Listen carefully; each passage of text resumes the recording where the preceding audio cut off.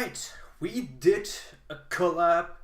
You saw it on Blaze's channel. Now it's my turn to edit a video. So, I'm collabing with this dude again. And let's see how this works out. Enjoy!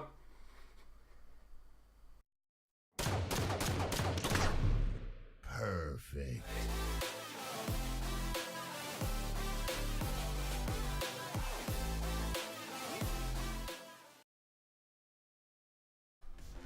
While I cover Cyberpunk 2077, Blaze is gonna go and cover Anthem, so stay tuned for more.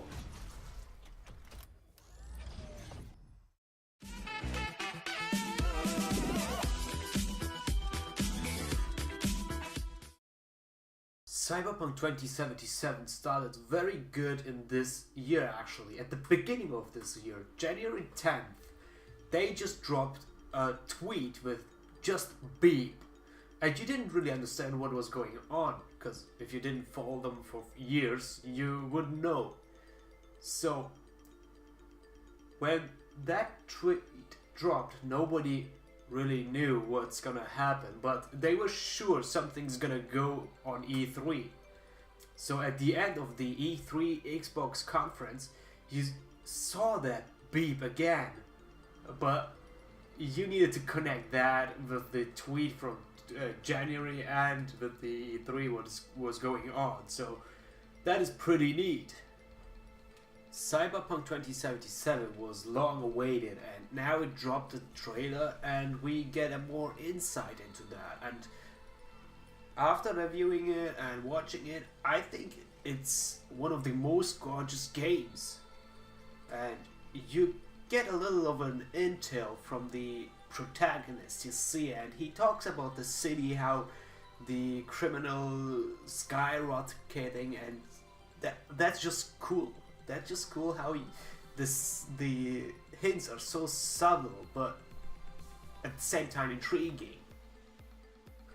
CD Projekt Red did an amazing job with introducing the city, and at the same time you just see the two worlds collapsing into each other, and it's awesome.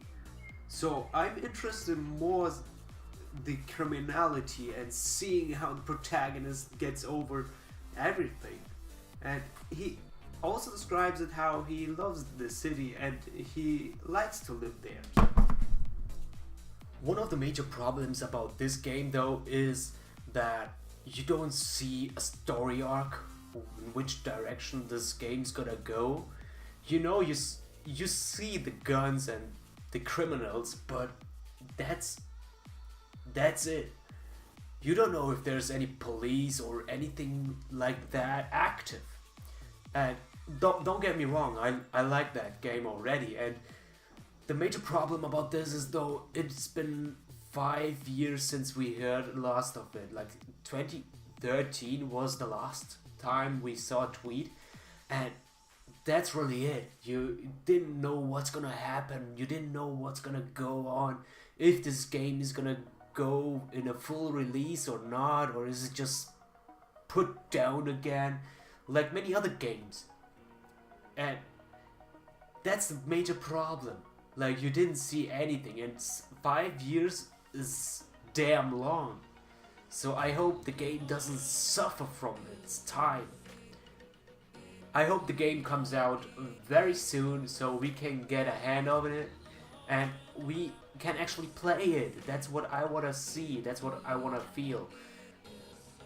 The protagonist is very well designed, the world is cool, and even CD Projekt Red said that they don't give actually a fuck about nudity and they want to put on boobs and stuff like that. And I don't know what I should feel about that. I'm okay with that, but you can't really stream it or play it or put it on YouTube because of YouTube being very restrictive. Games like that or people exposing stuff like that. So it's go or no go. So you need to find a middle way. I just hope CD Projekt Red makes some good decisions about this game. It looks promising, and please, for the love of God, let it be the best game. And I hope it really releases very soon. I don't actually know if they put out a release date or not, but I'm very hyped for this game. So please don't let it be a bad game. Let it be a great game. Let me see one of the best games in years. Because since 2015 we didn't have really good games in my opinion. So please, I'm begging you, do the right thing. So, as promised, I did my part with Cyberpunk 2077. Now it's Blaze's turn, so let's see what he thinks about Anthem.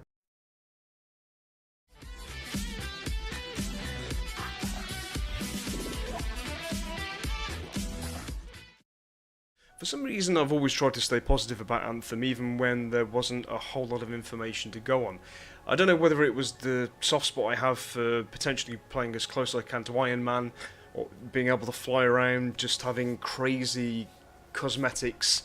It looks very aesthetically pleasing, to be honest, Anthem does, and once E3 had passed and I'd seen more of the gameplay and I'd seen level design and the potential for great PvE play, then it really got me hyped, and I only just thought it was too much of a shame that we were going to have to wait until February to get our hands on the title. Firstly, let's talk Javelins. Javelins come in 4 different classes: Rangers, Colossus, Storm and Interceptor.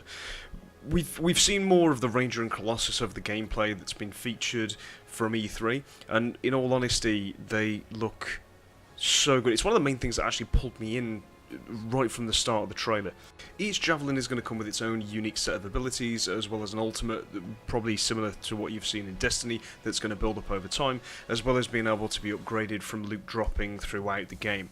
One of the really cool things is not being restricted to your Javelin. Because you're a pilot, you can just jump in and go. There's no restrictions like on other games where you can just be locked into a particular class while running through PvE content. This is a great decision that BioWare have made, and also some of the combos that I have seen and the numbers lighting up the screen. I know not many people may be a fan of numbers appearing, but I played World of Warcraft for a very long time, so it's nice and actually refreshing to see how much damage you're putting out, because as items scale and gear becomes better, then it gives you more of an inclination as to how much damage you're putting out. So it's definitely something that that may be subjective to some, but I find that is a damn nice addition to the game. The nice thing about this entire world environment, it's always going to be changing. Because it's a live service action RPG, then BioWare at any point in time can make changes to the story, environment, scaling. It's all there to be changed, and I think that's what's going to keep people coming back and playing consistently again and again. This is the way forwards. This is how publishers, developers, this is how games should be. Having a consistent world where everyone is able to interact, everything is live, where you and your friends jump in as well as any other players in the game, and it's all affected. Seasons, weather, storm. Storm's going to be an important factor, I think, judging from what we've seen in the trailer as well. And using your Javelin to the extent that you can to weather these storms, these enemies, it just looks so in depth. And depth is what you want in the game as well, to have a massive amount of content going, and that's the one thing I hope that they do get right, that when the game is released there is plenty of content to go through. One also think, when it also comes to the Javelins, I want to be able to unlock them. I want to be able to earn them and not just be handed things at the start of the game. This is where I want to earn my way through the game, and hopefully that's something that they make a priority when we see this later next year. One of the biggest things for me, what I was also most passionate about, was no loot boxes impacting the game. The gear that you receive is dropped from enemies, as you can see from the trailer, but it just leads into microtransactions affecting, I imagine, just the customization for the game. It's a little bit too early on to tell. We haven't seen too much feedback on how they're going to be implementing microtransactions. But from what I can see, hopefully they're not going to screw it up. It's been one of those things for me that ever since the controversy with Star Wars Battlefront 2, it just... It's something that can make or break a game. Especially in this day and age. Loot boxes, customization, and how microtransactions are implemented. Yes, definitely a game breaker for me. From what I could see, there is going to also be 4 factions within the game. Scars, Dominion, Sentinels, and the Freelancers that you're going to be playing as pilots, taking on various quests, missions, bounties, raids. A little bit early to tell for that kind of content as well, but it does look good.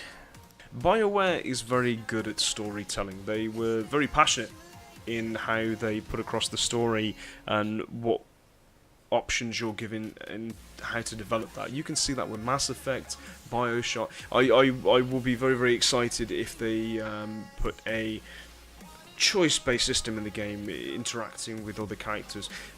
They do a very, very good job at character development and how the stories intertwine with one another. And that, I think, interacts directly with the lore. When you create a new IP, you're trying to get that particular game off the ground. Marketing's half the battle, right? That's where a majority of the money goes. But a consistent, in-depth story is something you also need. The lore surrounding Anthem comes as it's put you as a world that's been left unfinished by the gods. But the gods have left various tools and equipment lying around, and that's in direct conflict with the Anthem of creation. It gives us a lot to take in.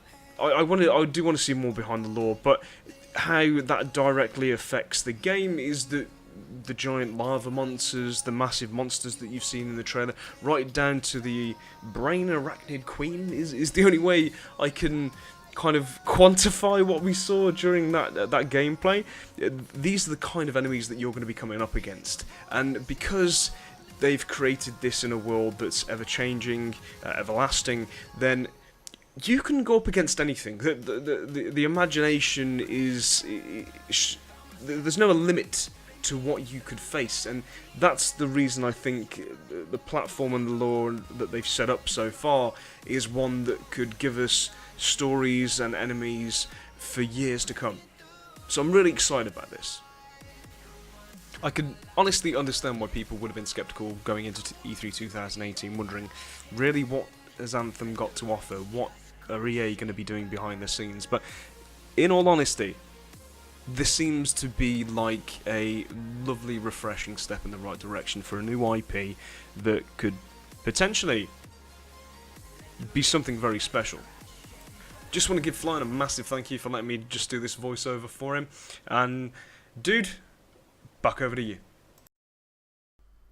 Alright, thank you Blaze for your part, and thank you that you just wanted to participate with me on this one.